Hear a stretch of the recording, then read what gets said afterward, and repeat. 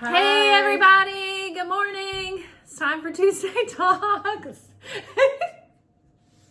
I wanted to say hi, good morning. I just froze. I love that everyone gets a real picture of us. I know. This is really what we're like. This is it. If you ever want to know, just watch our videos. Yeah. So Sheena couldn't make it today. She said hi. She's sorry she couldn't make it. Mm-hmm. What is that face? You're like, maybe we should start over. Oh gosh. All right, today, so we're talking about... Oh, we're not starting over? No, why not? All right, we're just gonna go with it. Go ahead. That's it. This is us. What were we talking about today?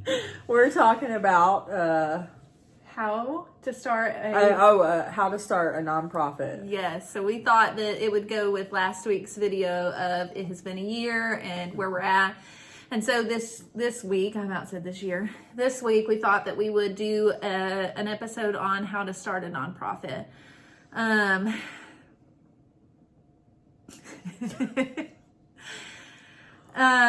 remember the process being a daunting process in the beginning. Everybody talks about getting your 501c3 and how difficult it is and how hard it is. And so many people told me in the beginning, like, just go under a church, just go under somebody that already has their 501c3. And I was like, no, I really don't feel like that's what the Lord's calling us to do. You know, we really had a vision of what we felt like the Lord was giving us. And so we went, and I would say one of the biggest things if you're wanting to start a 501c3 is go and meet with people who have done it. We did that in the beginning. We met with Miss Marley from Recovery Soldiers. We met with Pete Higgs from Renovatus, and just these other people that had been there and had done it and sought their wisdom out to see, you know, what their experience was like. Yeah. I think that was just a huge part for us in the beginning, was these people that would just open up everything to us and tell us everything and just be encouraging to us, you know, and tell us about their journeys and their ups and downs and highs and lows and remind us that we're not alone in it. And Yeah, I remember it being like, I was thinking, how in the world? I don't even know what a 501c is. yes. I honestly was like, I have no clue, didn't even know how to say it in the order that it was supposed to be. So yes, I think getting wisdom from other people were really good, and then being an open book was huge. And that's why we want to be an open book to other people as well.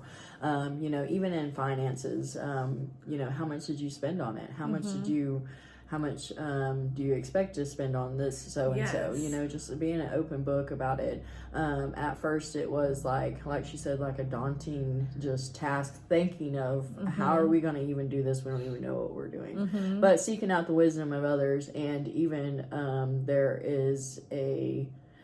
are people that actually do it for a living. Yes. They help you to get a 501c for a living. So that was one of the bits of advice that we got is, you know, one of the people that we talked to said that they had hired this company, and this company had helped them get their 501c3. And so we decided, you know, disclaimer on the video, we decided to go that route and to hire somebody to help us get our 501c3 because we had absolutely zero clue of what we were doing. Probably we were in the negative of clue of what we were doing. And so we hired this company, and I remember in the beginning, you know, they told us how much it was going to be, and we're like, how are we ever going to get that much money? You know, how are we ever going to do that? And I remember our first person that donated to us, they donated us $1,000. And I remember calling you and saying, I just met with so-and-so, and they just handed me a check for $1,000, and you cried. Yes. You remember you started crying. You're like, wow, that's amazing, you know?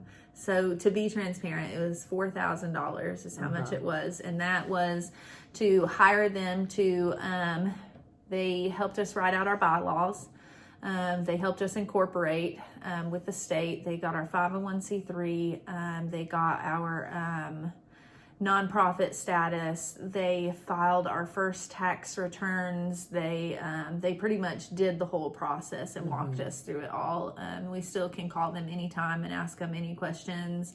They told us about running a thrift store as a 501c3 and what you have to be able to do that. They got our license for charitable donations, like the whole thing. Yeah. But in the beginning, it was like, I don't know how we're going to come up with $4,000 to be able to pay this, but God just brought it in, you know, and I think that would be my biggest encouragement to you, is if you feel like God is putting it in your heart to start something, it doesn't matter how daunting it seems. It doesn't matter how big the mountain seems. If God is putting it on your heart to do it, He will provide, and He will get you there. You know, sitting here a year later, God has not failed us one time. We even put some of the money back that God provided for us and forgot all about it. Put it in a stash in her basement. Hid it. And God just kept bringing in the funds. We forgot all about Yes. $600 in her basement. So that we were going to use to pay off the rest of it. Yes. And God paid it off. I remember when I found it, I was like, Brittany, I just found $600 in my basement. Yes, that was such an awesome moment. Just to look back and see God's faithfulness all over it.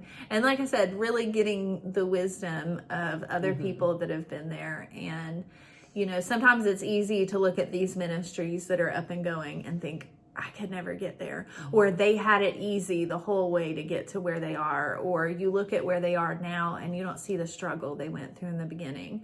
But it has, I don't want to say it this way because I don't really mean it in that way, but to hear that they struggled was so, you know, it was so good to hear that, like, okay, we're going to get to where they are one day, but it's normal to be where we are right now, you know? Yeah.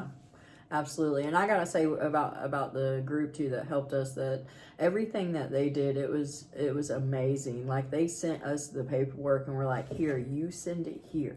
Yes. This is what you do. Yes. This is the steps you take. I mean, it was everything was written out for us, Right. which was amazing. But the beautiful thing is, they didn't do it for us. They sent it to us with instructions on how to do it. Right. And so we were the ones that did it. And that felt really good too, you know? It did. Even with the bylaws and stuff, you know, they sent us a generic copy and they're like, make all the changes you want to make, do whatever you want to do to it, make sure that it represents you well. Yeah. So we were really grateful for them and for that. If you'd like any information on them, just comment on the video or send us a message, and we'd love to connect you with them because they were awesome. Yes, awesome. And kind of the first step was, you know, in that was the bylaws and getting a board together. Yes. Really pray about your board and being diverse and actually have a heart for what you're going after, what you feel that God has called you to. Yes. And we found a board that we feel that was led to us by God, and they all have a heart for people in recovery. Yes. So that was a process in itself, finding a board. Yeah. That was like a month-long process It was. of, you know, maybe this person, maybe that person, asking people. They would say they're praying about it, you know, and we're glad, you know, we asked every person to pray that we talked to. There was some people we thought for sure were going to be on the board, and, you know, it didn't come out that way, which they're still super supportive now. You know, there's certain people that we almost asked to be on the board that we knew was a bad idea, but, you know, we had our husbands there. I don't know that I thought that it was a bad idea at the moment until Michael was like, no, that's a bad idea. And I was like, oh, he's right. Yes. Actually, he's we were downstairs in my basement one day, and we're like, okay, we've got to get another board member. Who's it going to be? And we're like, oh, let's go ask this person. That's a great idea. Let's go ask them right now. Let's go. Now. We ran up the stairs to go to this person's house to ask them because we knew they would say yes, and it was a good idea. And Michael's sitting there eating at the fridge. He's like, what are y'all doing? I'm like, we're going to go ask so-and-so to be on the board. He's like, that's a horrible idea. I'm like, oh. Maybe he's Yeah, right. I think you're right. Yes. And he was right, you know, but just grateful that we really feel like the Lord really put each piece together. And we picked these people that we thought were like, you know, oh, they're not going to know this person, so they're going to feel like they're an outcast. And, you know, what about this person? And when we came together for that first board meeting, I just got chill bumps even mention it. That first board meeting, everybody connected, everybody prayed, everybody had a heart for God. There was tears, there was laughter, it was such a beautiful moment of like, okay, God, you put this group together. Thank you. You know, you put this group together. Yeah, so I really encourage everybody to pray about your board, even the connections and relationships that you have with people. You know, those are good, but also pray about who's going to be on your board and have them pray as well. You know, you come together and pray. So I think that was very vital for us to hear from God and that the people that we want with us and beside us. And like you said, people that have the same heart that you have, because this board is going to be making decisions about what you're starting. You know, for us, it's about the recovery program that we're starting, and it's not up to me and Brittany to make decisions. It's not up to me and Brittany and Sheena to make decisions. You know, it is our board.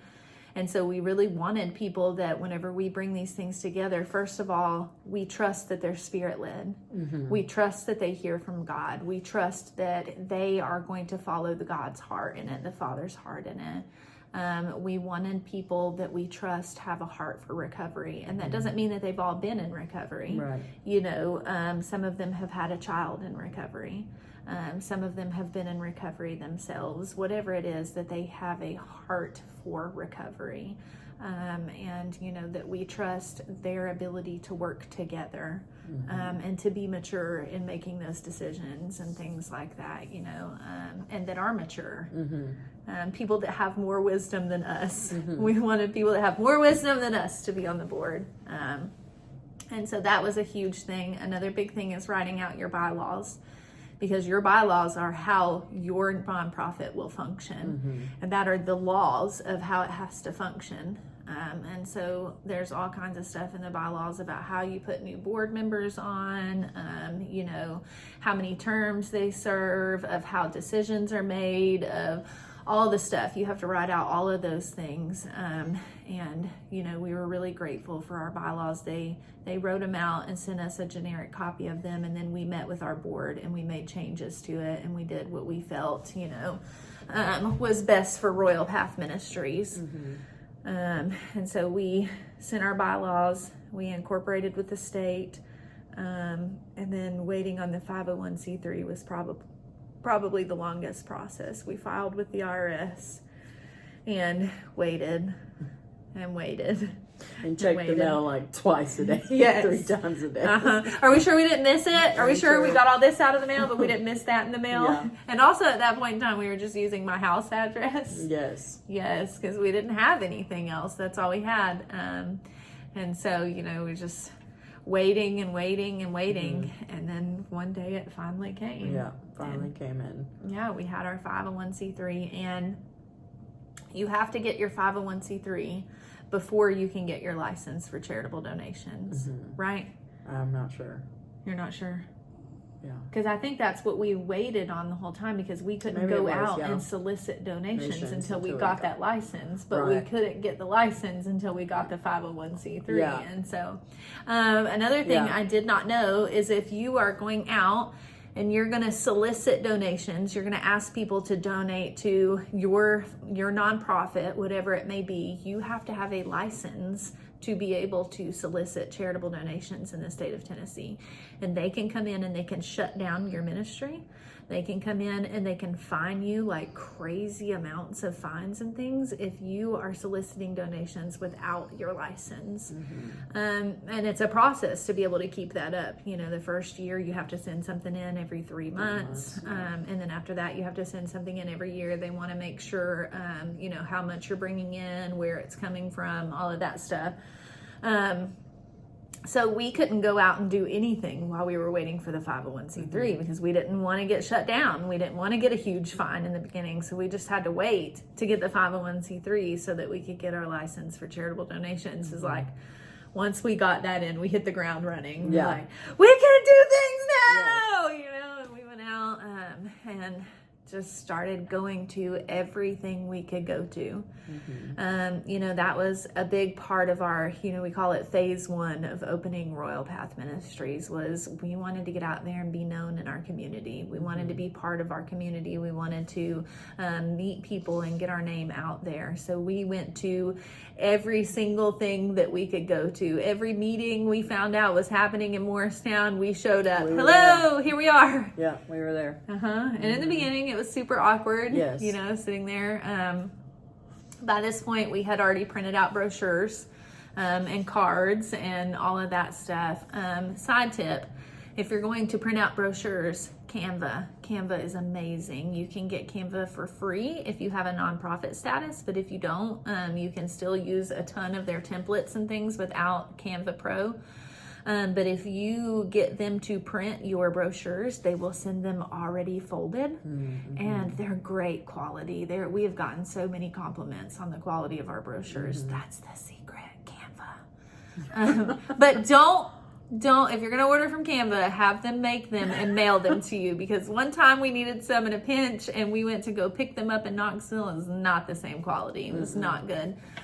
So yes, have them mail them to you, but they make great stuff. So we had cards and brochures, and we would go and sit in these meetings. We're like, hi, hello, you know, but We were so excited to have our nonprofit 501c. We're like, we're 501c. we are nonprofit. a 501c3. We are a nonprofit. Yes, we are starting up. But you know, it's been awesome. Going to these meetings. The more we go, the more we're known, and the more people start inviting us to things and asking us to come and speak at this place and speak at that place, and inviting us to come to their conferences and things. And that's been a really cool part of the process too. You know, if you're going to start up a nonprofit, go out there and get your name out there. Go out there and get known. Get people that are behind you, that are supporting you. You know, for us, starting up a recovery ministry, we wanted to be part of the recovery community here in our town. And I don't think I realized how big the recovery community in Morristown is, you know. I didn't realize all the stuff that they have going on for recovery here. So it was really cool getting out there and being part of those things. And a big thing that we wanted to do, a big heart of ours, was ministries supporting ministries.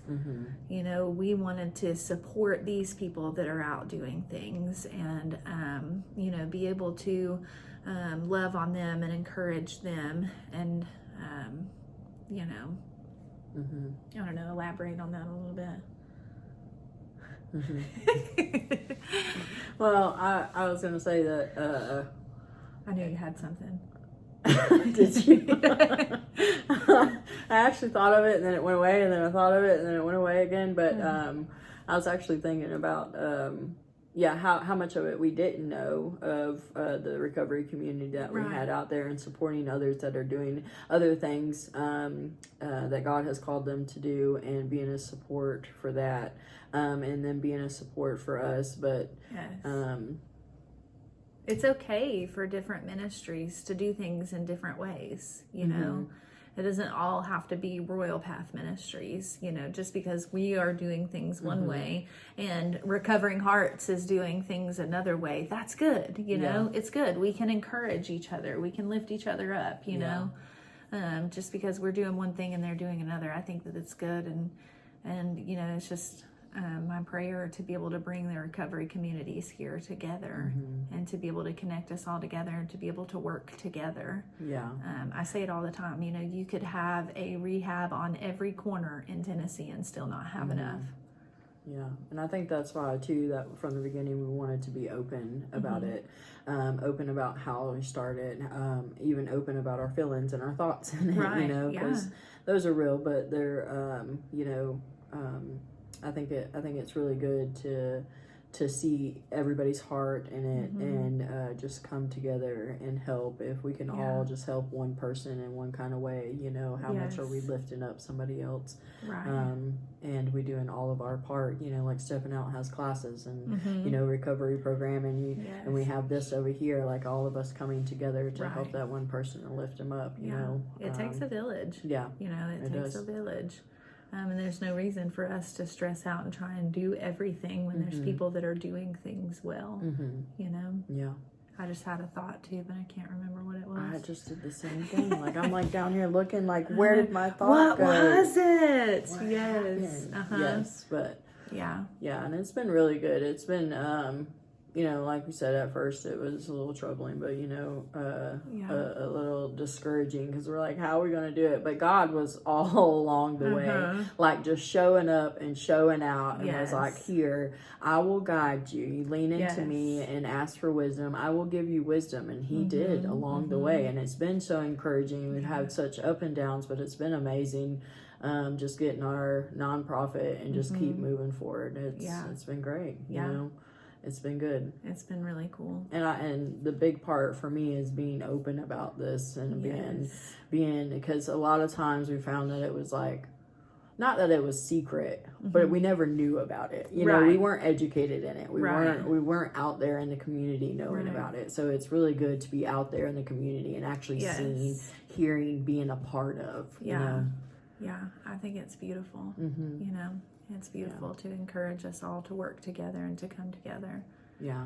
And if you have any questions about nonprofit, we'll try to answer them as best as we can. We want to be that open book for you. You know, if you want to start a nonprofit, call us up, you know, ask us questions. Let us help you to start your nonprofit and let us encourage each other. You know, the big important thing that we like to remember is that Royal Path Ministries is not my ministry. It's not Brittany's ministry. It's not Sheena's ministry. It's God's ministry.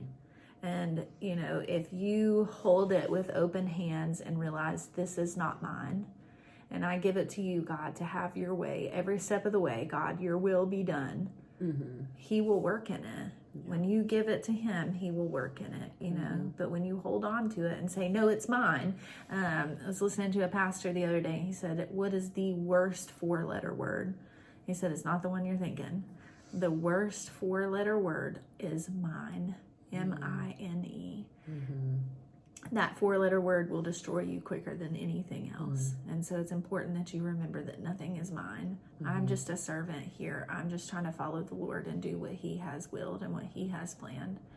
And so when you give it to Him and trust that all things come from His hand and trust Him to move and work, He will. He will. He will. Yeah, absolutely. Yeah.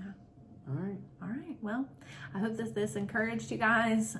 Like we said over and over, if you have any questions, please let us know. We are not professionals, and our answer will probably be, I have no idea. But hopefully we can help you figure it out and find it along the way. There's tons of other things that come into starting a nonprofit, like being able to start up a web page, being able to take donations, being able to take donations online, being able to get like your logo and your colors and the things that you want to do. Like there's tons of stuff that go into it, and we would love to be able to help you do the same and help our brothers and sisters in Christ get up and help other people. So we love you guys, and see you in 2 weeks.